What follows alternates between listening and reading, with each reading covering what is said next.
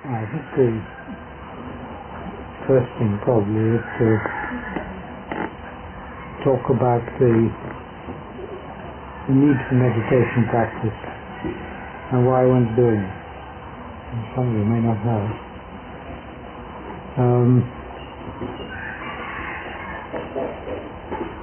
We start off with the fundamental basis of Buddhism, which is that we all have dukkha, discontent, samtuk, and we're trying to cure it. And when we try to cure dukkha, we use the method of cause and effect. We always try and find those causes, those things to do which will get rid of the dukkha. And dukkha can be anything from little irritations up to big suffering. It can go right the way through. And this is what we're trying to cure. It makes no difference whether you're a Buddhist or what you are. That's what everyone's trying to do. This is what drives them on to do it. And they try and cure it by the method of cause and effect. They try and find those things, those causes, which will lead to the relief of their suffering and their discontent. If they're wise and they understand, then they might do the right things, and they do, in fact, manage to get the relief of their discontent. But because we've got kilesas, people who get kilesas, the tendency is to do the wrong thing all the time. And people do the wrong thing, and they get more and more suffering.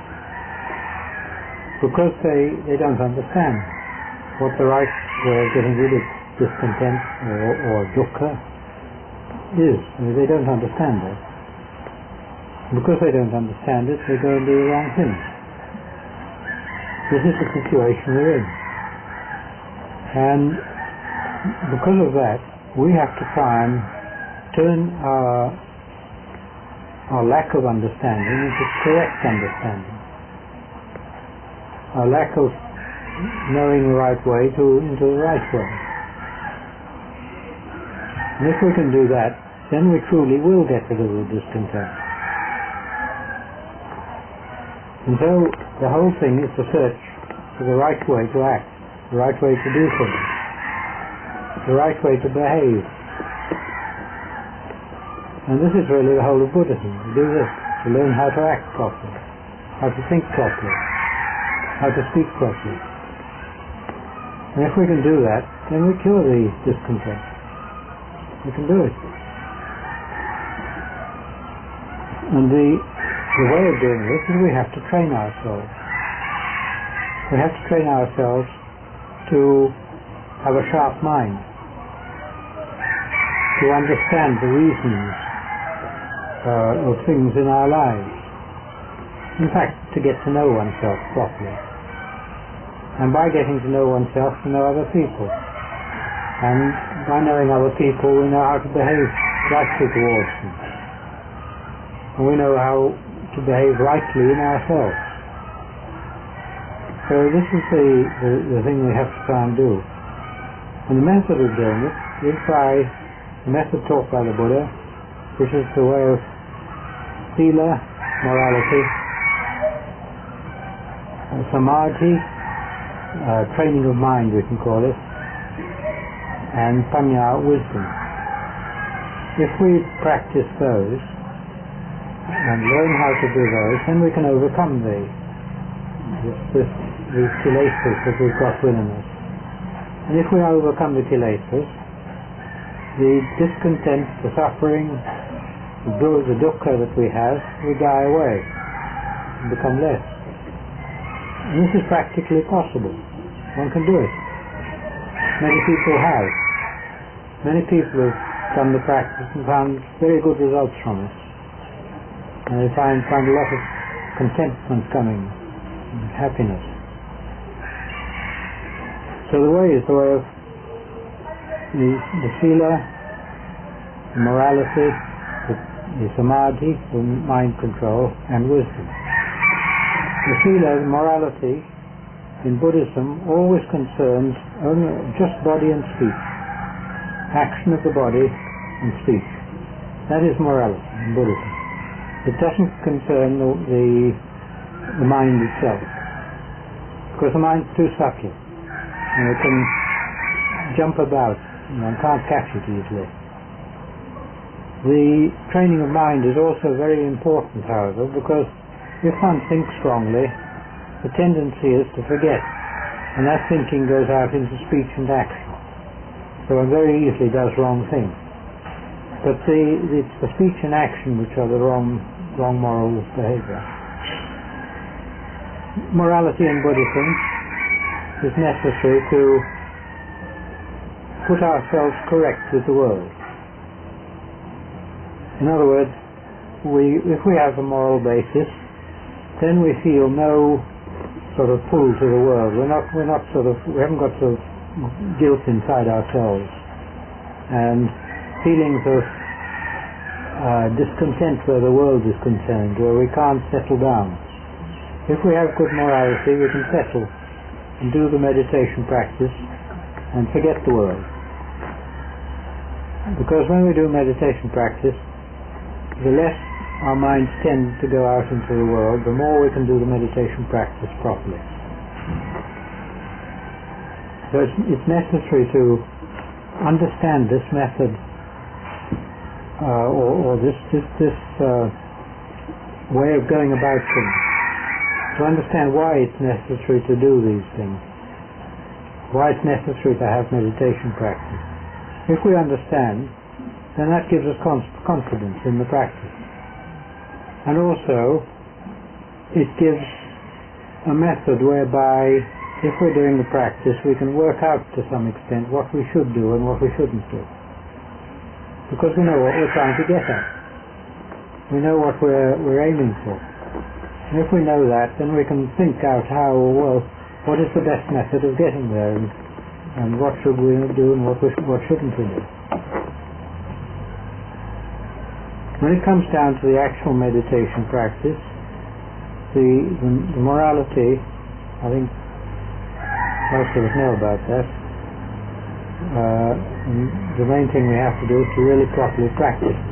That's the main thing. But one must understand with morality, it doesn't just mean the 5 sīla. It means also general right behavior. It means good manners. It means being careful in doing things. It means doing things in a seemly, proper way. All of this comes under sīla, morality. The main sort of pillars of sīla, the main things that matter, of course, are the 5 sīla. Those are the important ones. But there's plenty more than that. And one can see in the behavior of people, some people behave in a very coarse way, and it shows up. And if a person behaves in a coarse way, we call them a coarse person. Whereas somebody who behaves in a refined way, we call a refined person. And these two people tend to think in different ways, because the actions come out from their minds. They flow out. And if what flows out is good, the mind will be good. So one should notice one's ordinary behavior as well as the strictly 5 sīla. When it comes to meditation practice, the main thing there is to try and hold the mind, the monkey mind which jumps about all over the place. In most people, the mind's pretty well uncontrolled. It jumps about just where it chooses. I mean, without even trying, the mind sort of flies all over the world and then comes back. You try to do meditation practice, and you do the meditation practice on the breathing or buddho for 10 seconds, and it can go away for 20 minutes. Touring the world. This is well known in people who practice. And it's the thing that one's got to try and stop, to try and bring under control. Because the mind, when it's out of control like that, can think about all sorts of things, and it's under the kilesas. And the things it thinks about, they're either neutral and they won't help you, or they're actually harmful. Because the kilesas make them so. The kilesas are the things which cause the trouble all the time. Without the kilesas, practice is easy. Anyone could do. So the aim here is to try and hold the mind to one object, such as the breathing or the good toe, and not to let it jump out all over the place. And this has got to be a training, like any other training. You do it by effort, by striving to do it, by knowing what you're doing. And if you do this and keep on doing it, gradually you'll bring your mind under control. And when it comes under control, you'll find that it will become more concentrated, more capable, and you'll find also more happiness in yourself. Because concentration and happiness are the same thing. When you're concentrated, you're at one there, everything's together. It's a state of contentment. The state of contentment is happiness. So you can say when the mind is concentrated, it's happy. This shows up also in the pursuits that people do. Why do people climb mountains? Some say because they're there, but it's not a very good reason. The reason almost certainly is that when you climb a mountain, you've got to be concentrated. If you're not, you fall down, and that's not good. So people climb mountains because it makes them concentrated. And this is the reason many people do odd things in the world, things which are quite dangerous. Because when they're doing those dangerous things, they have to concentrate. It forces them to. And it shows how when a person's concentrated, they're happy, they're content. This is the reason why they do these things. Anyway, as far as Buddhism is concerned, the control of mind brings happiness, and when the mind is controlled, and it's under sufficient control, you can turn it to developing wisdom. And this is the important thing, because it's the wisdom that gets rid of the kilesas. The wisdom destroys the kilesas. It destroys them because one can see the right reasons for doing things. In other words, the ignorance that we've had in the past, where we don't know whether we're doing the right thing or the wrong thing, that tends to go away. Once one gets the wisdom, one can see what's right and what's wrong. One can see the ways of cause and effect. And when one can see the ways of cause and effect, one sees how the wrong causes that we've been doing, the bad things we've been doing, tend to harm only ourselves. They bring harm to us, and they bring us nothing but suffering. And people, when they see that, they no longer do those things. Because of that, the wisdom is the thing we want, and that's what we have to work for. A person who's developed samadhi, control of mind, concentration, sometimes will think that when they develop that samadhi, that wisdom will come. But it doesn't. The only chance of it coming if a person develops samadhi is if they have naturally had quite a lot of wisdom in them anyway. But it doesn't come. When one practices for samadhi, one gets samadhi. But for wisdom, one's also got to practice for that. The only thing is that the samadhi practice sets the mind right, puts it in the right attitude, with the right mood to develop wisdom. And when it's in that mood, one can then, or in that state, one can then investigate. And by that investigation, one gradually learns the way of wisdom, and one gets the wisdom from that. But one mustn't think that the samadhi itself will bring wisdom. It doesn't. It brings one the basis for wisdom, that's all. So the thing is then, when one has developed samadhi, one must turn to developing wisdom.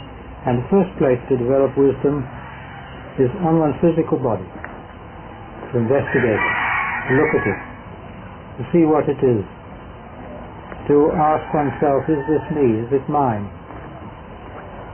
Where did it come from, where did it go to? Is it pleasant? We ask all sorts of questions like that. And I start looking at it from the outside first, then going inward. All sorts of ways one looks at it. And by looking at it like that, the understanding comes to one that this body isn't me. That this body belongs to the world. That it comes from the world, it goes back to the world. And when one can understand that and see that, then one's far less concerned about what happens to the body. And the fear and concern of death tends to drop away. And you can see by this how the wisdom brings reduction of discontent, reduction of dukkha. Because it's showing one that this body isn't the thing that matters. And when the body dies, I don't die. When one sees that, one's fears tend to ease off quite a lot.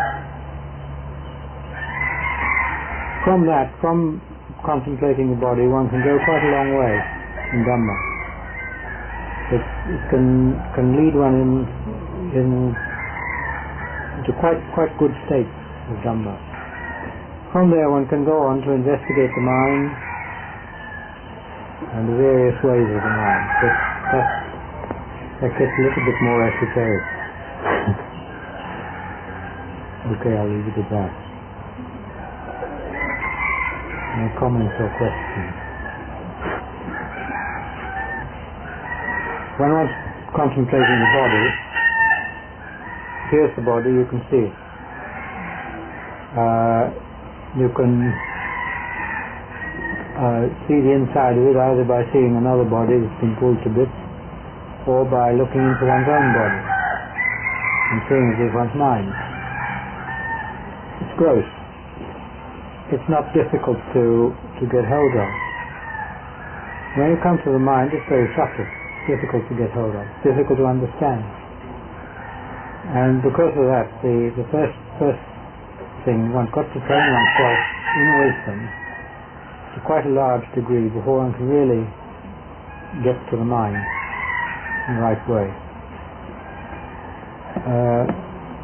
And when one can get to the mind in the right way, then all sorts of things will show up, which one never thought of before. I mean, this is really the way of the Satipatthana. Satipatthana deals with body, feeling, chitta, and Dhammas. Now, the body is just the body, and we deal with it in the way we think of it. In other words, the way I understand the body to be, we deal with it like that. And one deals with it by seeing it as a physical body. There are other ways of looking at the body, and because of that, one has to understand it's the way of seeing it as a physical body that one deals with. That's the normal way an ordinary person thinks of their body. When it comes to feeling, that's going deeper inside. And the feeling is another way of looking at the body. And the feeling is a more subtle thing than the body. And then you come to the chitta, and that's another way of looking at the body, going more subtle still.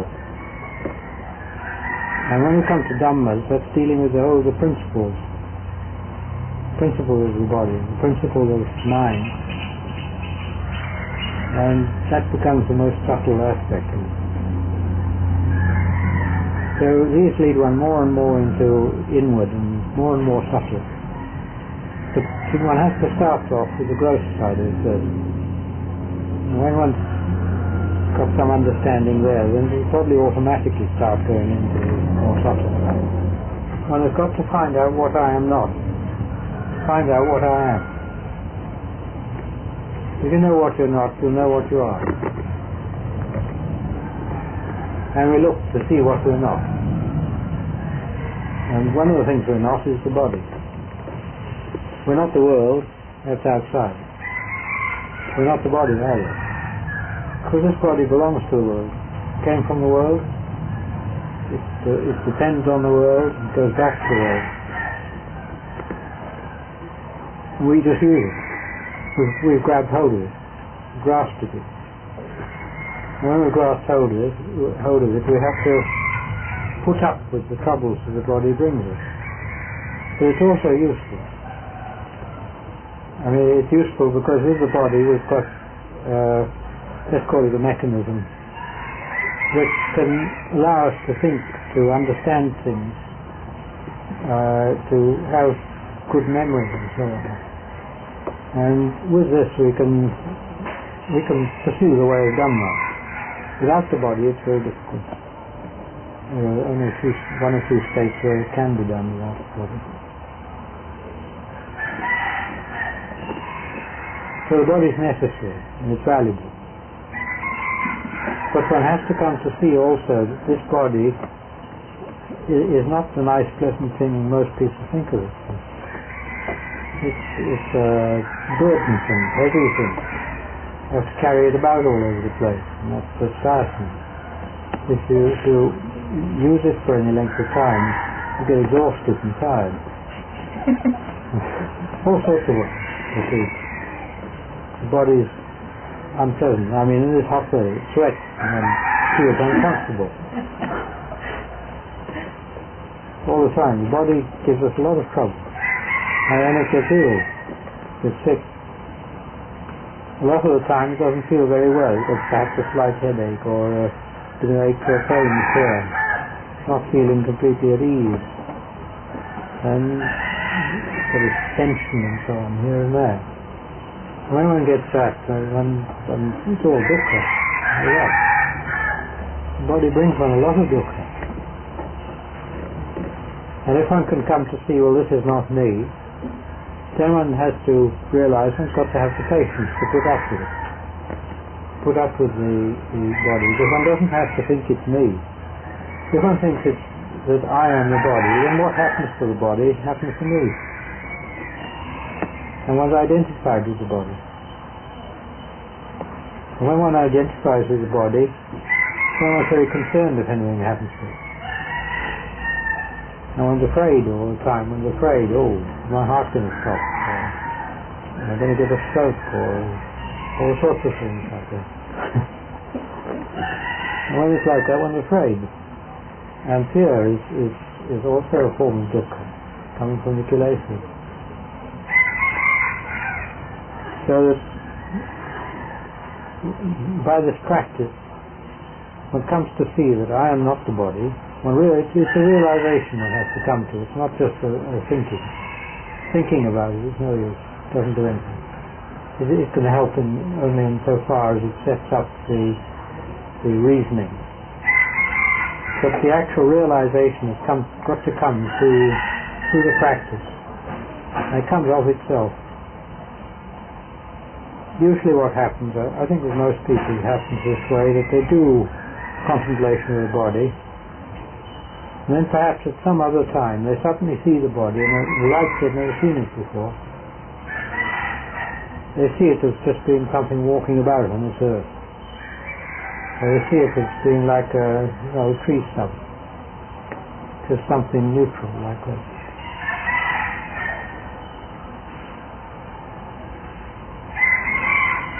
One mustn't think that one's troubles come from the body.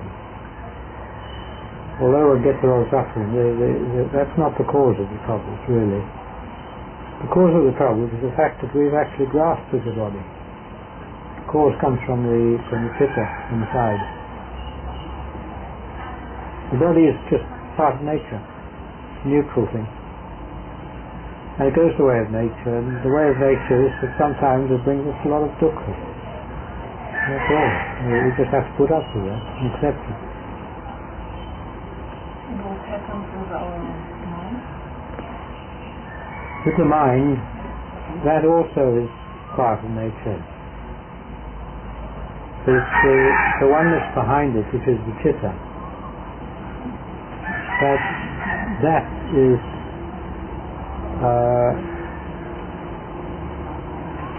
in normal terms, modifications of the chitta are what make up the mind.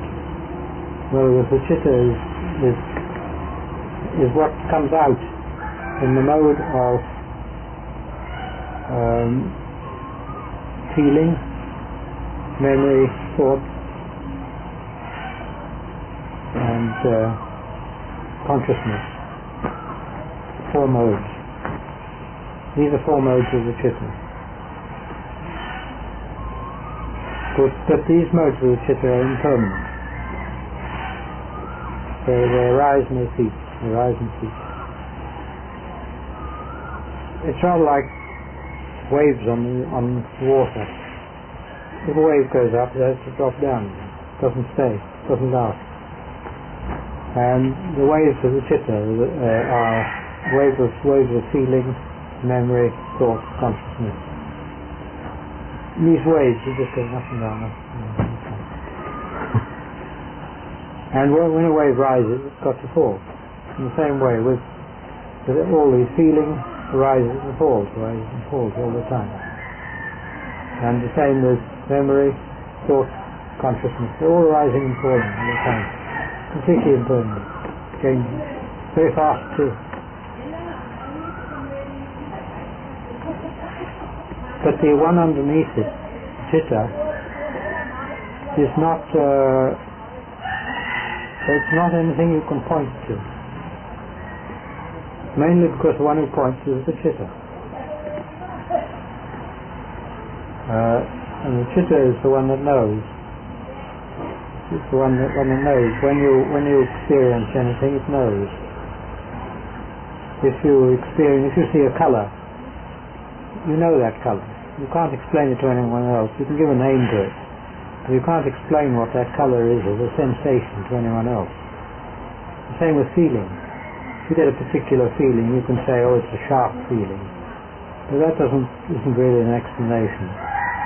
All you're doing is telling somebody else what brings about that type of feeling. Whereas the other person's got to actually put it into their own experience. And you don't know whether the experience is the same. There's no way of saying. Because the feeling itself is a thing of the chitta. And it's the same with all the senses.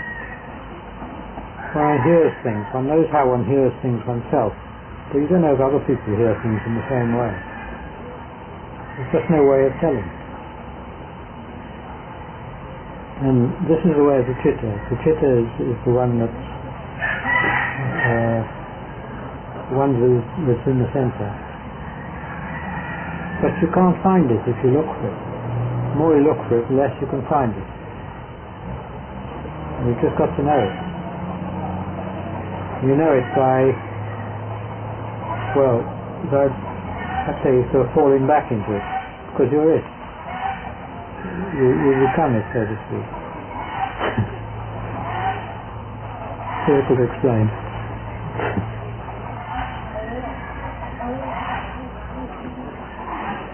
If you see a child, and you see the behavior of that child, and if you look, you can know what's going on there, and you can see what's behind that child, what it's doing from it. You can see the sort of motives behind it, and you can almost practically see the chitta acting there.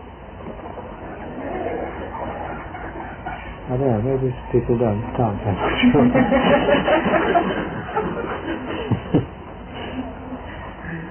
It's very subtle though, and very difficult to understand.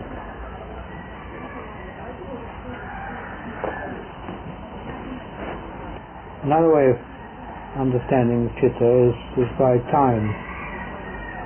3 times, past, present, future. And mostly we live in the past, because we see something, and by the time the mind has done the process, it's already in the past. So we're always in the past. We're always dealing with something that's more or less illusory. We predict the present, but only based on the past. Whereas the reality is in the present. We predict the future, not the present. We predict the future based on the past, but the reality is in the present. That's the only time it can be real. There's no other. Now, if you can get to that reality, you'll get to the chitta. But the trouble is, when you try to, it's very difficult, because you're always dealing with something. You're dealing with some object, some sensation, something or other. When you're dealing with something or other like that, as soon as you deal with it, it's already past. And to get to the present is very difficult.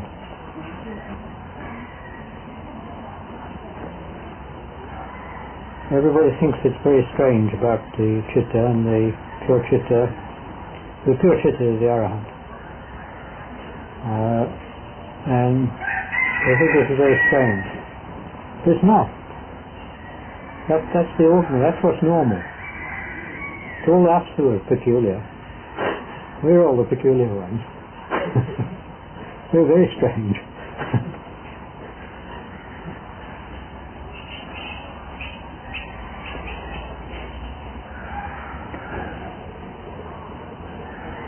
I mean, you look at people, how they behave, how they do things, the things they do, even what they are. It's very strange, a whole lot.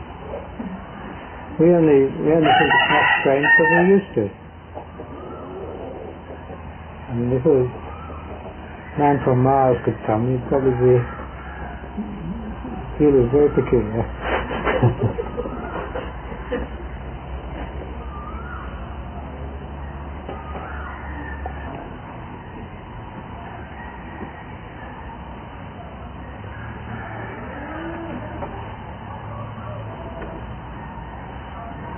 Really, it's a pity the Quranists can't listen to Tanna Chan.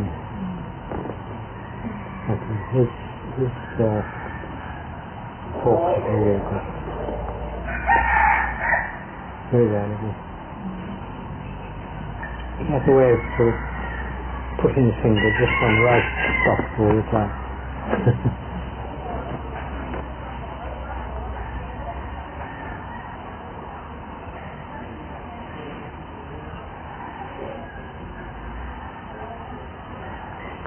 I was given a paper today and I saw it, and there's a letter from somebody who says, why do we always hear about bad monks now in papers?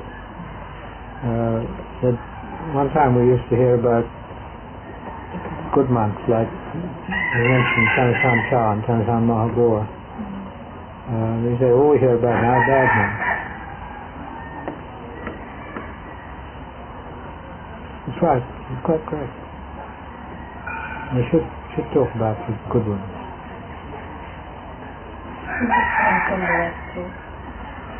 Yes, well, it's the right message of Dhamma. Yes.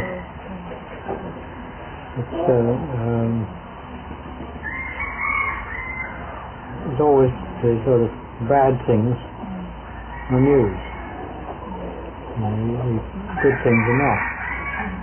So they look at it.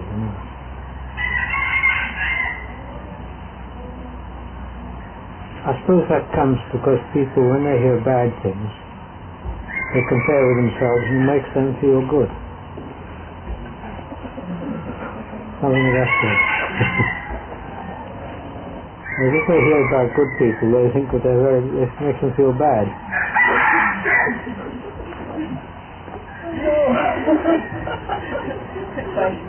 Well, I mean, the comparison is if you think about Tanachan and where he is, then one feels inadequate.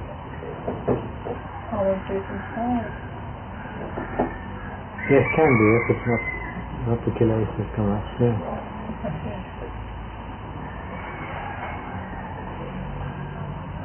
It's like as a meditator we are told to talk only on 10 topics. Yeah. To prevent ourselves thinking of cooking things out. Oh, it's a very old principle, not only in Buddhism but in other religions. Don't think of evil, don't dwell on evil. Keep your mind on what's good. If you dwell on evil, it comes to you. This is the old principle. So where so many of the things like rehashing the sort of bad things that have happened in the past are often so wrong too. All the wrong way of doing it. It tends to promote that sort of thing in the present too. Because people whose minds are of that type, they tend to copy. And that's not good.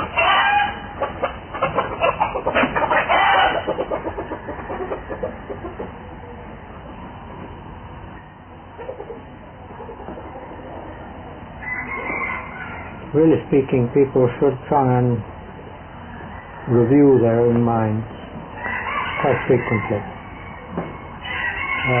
Just so any time think, what have I been thinking about the last 10 minutes, the last half hour? And look at it and see, is it good or not? It's quite a good thing to do that, to review one's mind.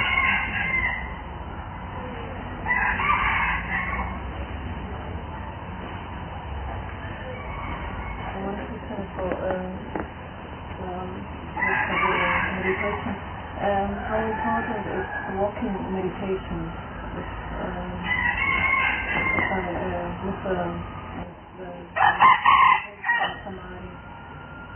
Well, it depends entirely on the individual. If you find walking meditation you get very good results, better than sitting, you should do more walking. If you find you get better results sitting, you should do more sitting than walking. But both are required because you can't walk all the time and you can't sit all the time. So one needs to do some of both. But you should do whichever you find works best. Whichever gives you good results. The tendency is, for somebody who tends to be very calm, sitting often works better. For somebody who's a bit restless, the walking meditation is better. This is often the case. Perhaps not always, but often. Because the person who's very calm, when they sit down, they can get into a calm state. Whereas the person who's restless, they just tend to get more agitated. Whereas the walking tends to give them something to work on. It's movement in itself. And the sort of agitation goes into the walking then.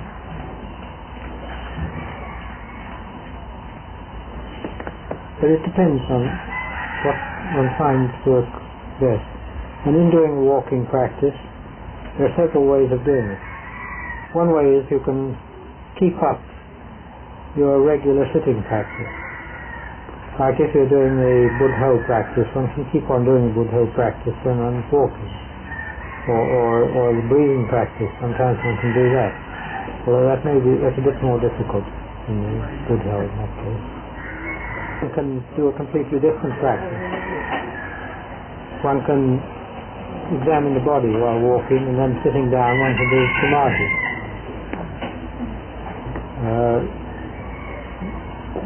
There's many ways, many different ways there one can use. One can find out for oneself what's the best thing to do. It's the way of Kamatana. Kamatana, by the way, literally means kamma, action. And thana is a basis for it, or a field of action. When we say field of action, the field of action is what we do in the whole of the field of meditation practice and training generally. And in kammatthana, the way is to be innovative. One's got to think for oneself quite a lot. One's got to find one's own method. When one does the practice and one comes up against a problem, one should think out how to overcome that problem. And often people who practice kammatthana, they have their own methods of doing things. They're quite different from what other people do. So you have to learn tricks here and tricks there, which help one to do the practice and to overcome one's problems. And one can work it out for oneself.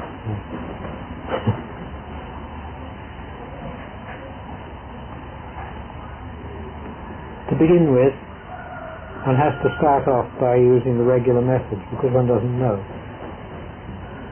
So once one's got used to the regular methods, then one can start sort of searching about a bit more and find some special methods maybe for oneself and find out what works there.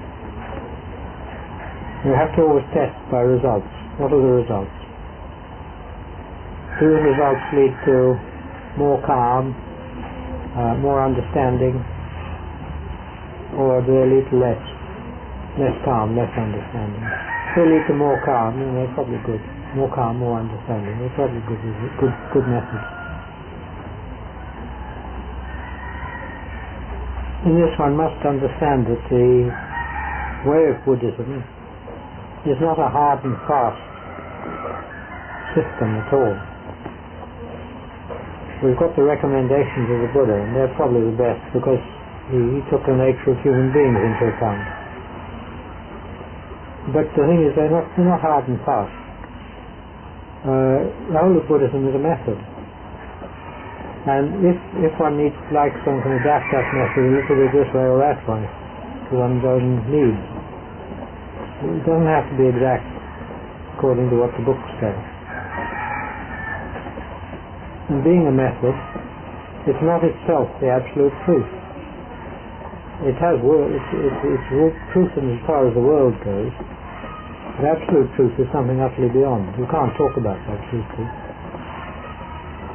And the way of Buddhism, in fact, the way of Buddhism is leading to absolute truth.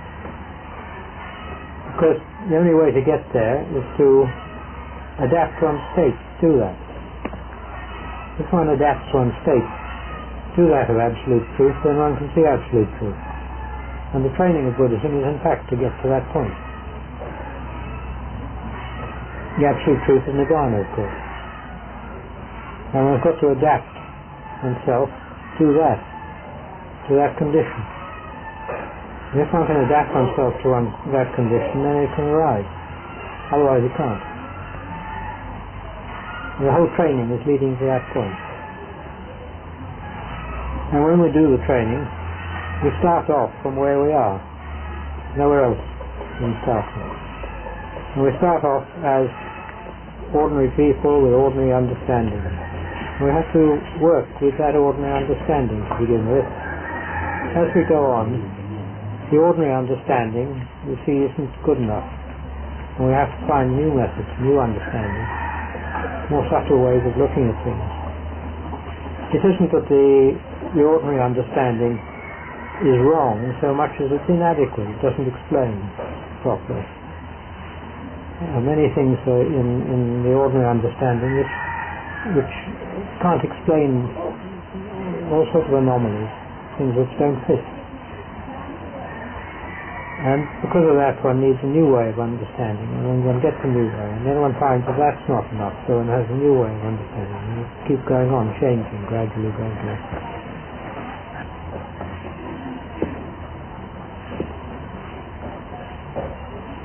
It's like, let's give a simple example. normally we think of the body as being physical. Then I ask myself, all right, well, how do I know the body? What tells me? And what tells me I've got a body? How do I know it? One realizes the most important thing to tell one one's got a body is feeling.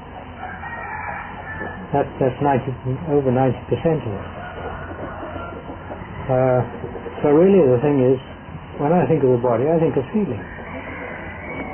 Immediately we've gone beyond the basis of physical body there in one's understanding. But one has to work on it, of course. You can't just understand it intellectually. That's not enough. One has to work on it. To realize that in fact we know the body by feeling it. And it goes on and on and on. Okay.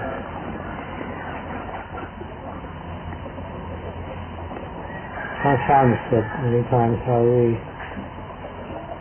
given a simile of the cave and the tiger. We talked about it last time.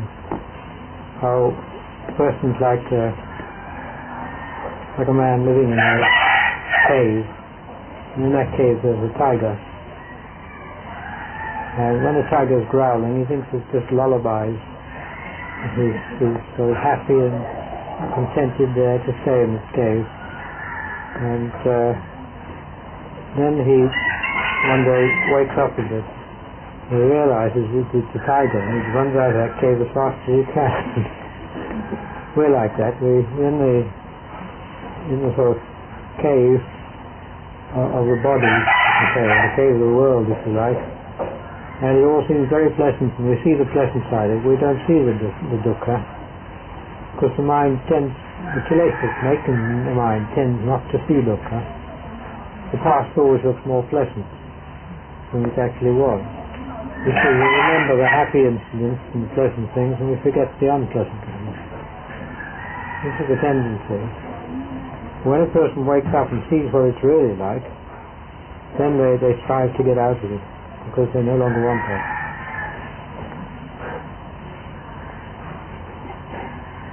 It's hard for people to see mostly because the kilesas put up different reasons. They search for reasons to oppose the way of Dhamma. And they also use feeling. They bring up feeling to think, well, if I went that way, I wouldn't feel right, or I wouldn't feel happy. And they see it in not very good light, the way of Dhamma. It's the way of the kilesas.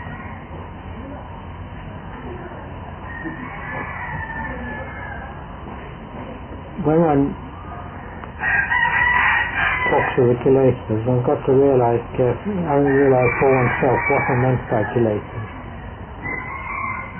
They mean greed, hate and delusion fundamentally, but when one comes to them in one's own experience,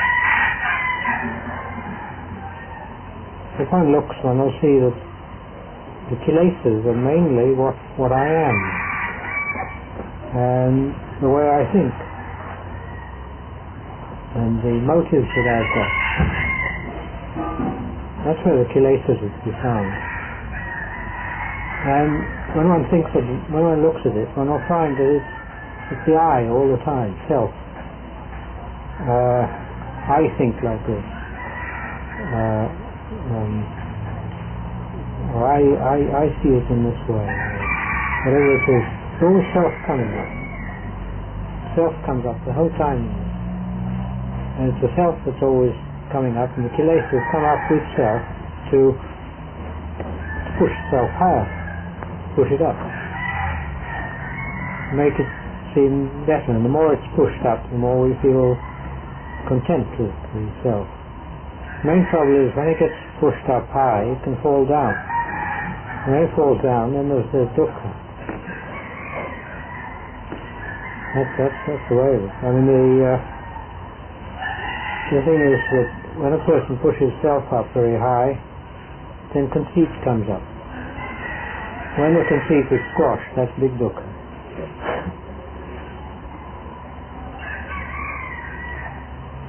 And it's the kilesas are there for placating the self all the time. So the self is a construct of avijja, ignorance.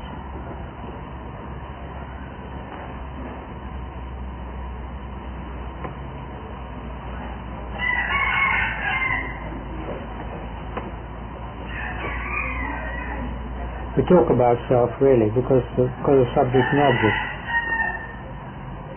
When we sense things, there's obviously the one that's doing the sensing and the thing that's sensed. We see things. So I see something. There's the thing that's seen and the one that's seeing it. And then we say, well, I see that. And immediately there's assumed to be some I or some self there which is doing it. Or I hear it, or I think it, or whatever it is.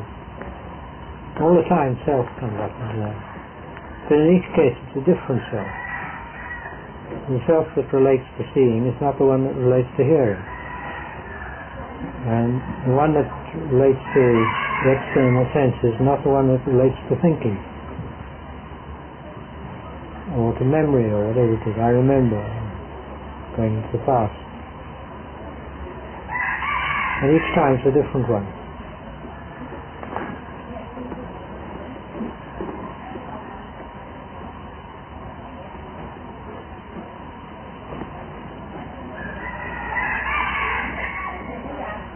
In the end, if one goes the way, one has to give up all attachment to ideas of self. In fact, there's the 3 marks there. Anicca, anicca, impermanence, change, tendency for nothing to last, instability. Dukkha, which is discontent, because what's changing all the time, that's not a basis for contentment. Because it's always changing, because there's nothing that lasts. You get something which seems very good, and more on it's gone. It's not a basis for contentment.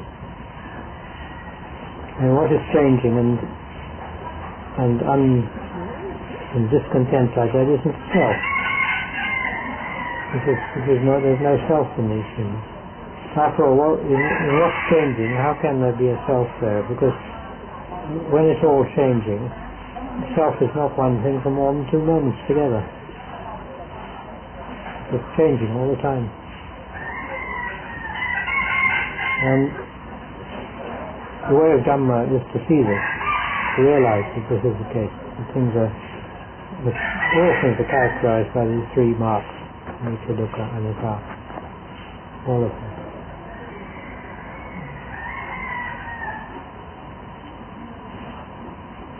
Anybody who can really see those cuts their attachments.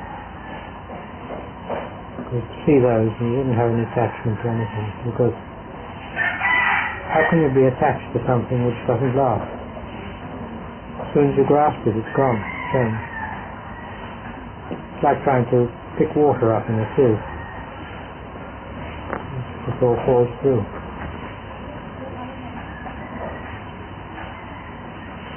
Any comments?